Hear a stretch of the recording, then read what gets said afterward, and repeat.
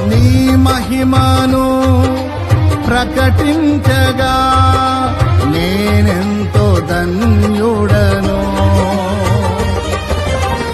ఘనులకు లేదే ఈ శుభ తరుణం, నాకిది నీ భాగ్యమా. ఘనులకు లేదే ఈ శుభ తరుణం, నాకిది నీ భాగ్యమా.